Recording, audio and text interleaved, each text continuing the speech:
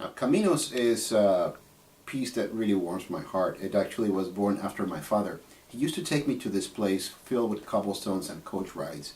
And the coaches were as old as the cobblestones. And the springs on those seats would just be so clunky, and sometimes they would actually poke you as you were sitting on there going over those cobblestones. So that's the whole thing over that. So as you're playing the end of the measure, think that you're trying to imitate a spring coming out of a seat. So you have a little bit of a vibrato here, right? So we're locking, just like before, right?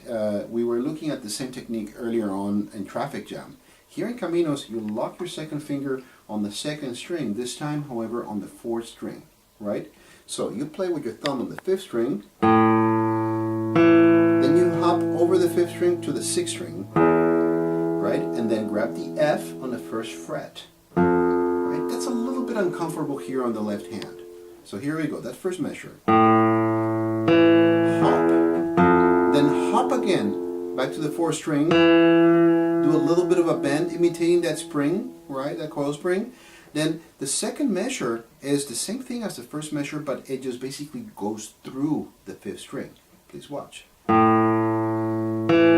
the same, this time go through the fifth, right? And the third measure is exactly the same as the first.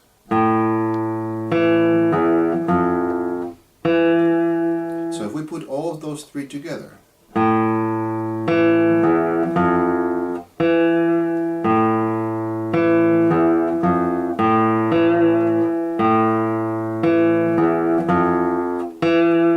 then we have what we call a walking bass. Second line, measure 4, all on the fourth string at first.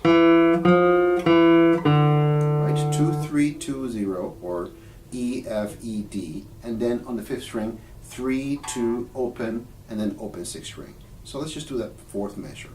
And.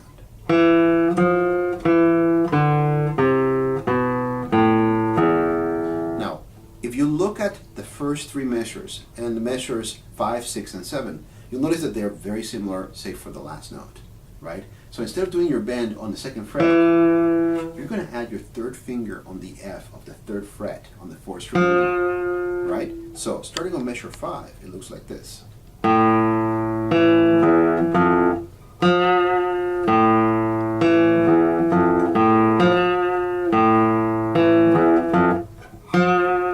Right? And then we start the hammer-on and pull-off. So a slur indicates a hammer-on when you're going from a lower note to a higher note.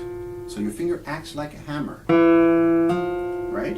When you're doing a pull-off, you're pulling from that note down to a lower one. That's when you're going from a closed note, like an E on the fourth string, to an open D. But what happens when you are moving from two closed notes? Right? So if you get a little bit of a close-up here on my left-hand fingers, please. You're looking at 3, pulling to F, right? So what I am doing is I'm distributing the force. Basically, this finger pulls down while this finger pushes up.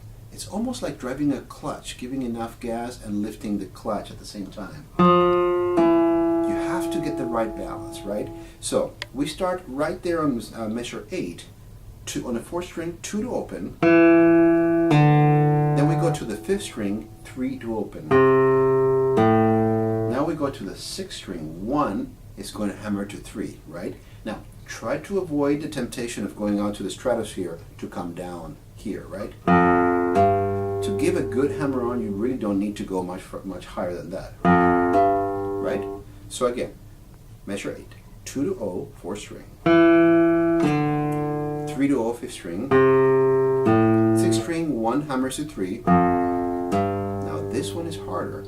Open hammers to 3. And then back to the fourth string, starts the same way. 2 to O, this is measure 9.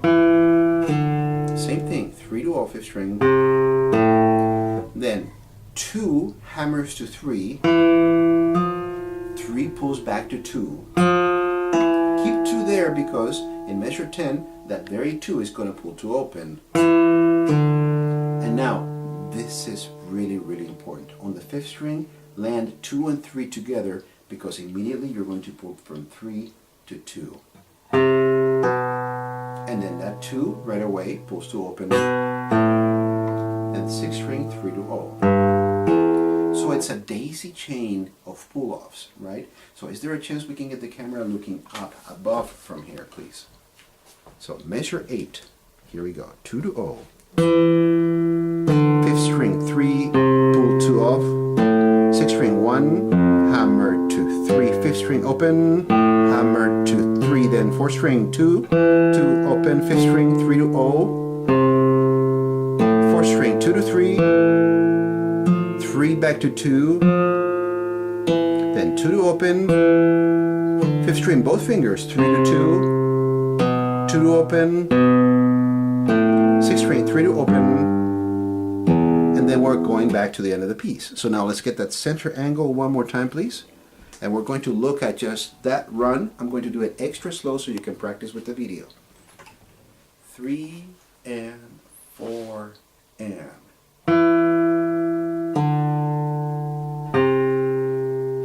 6th string, 5th string, 4th string, 5th string, 4th string. Stay there. Stay there. 5th string, both fingers. Stay there. 6th string. Very much like the same measure, but next to last measure, a little bit different.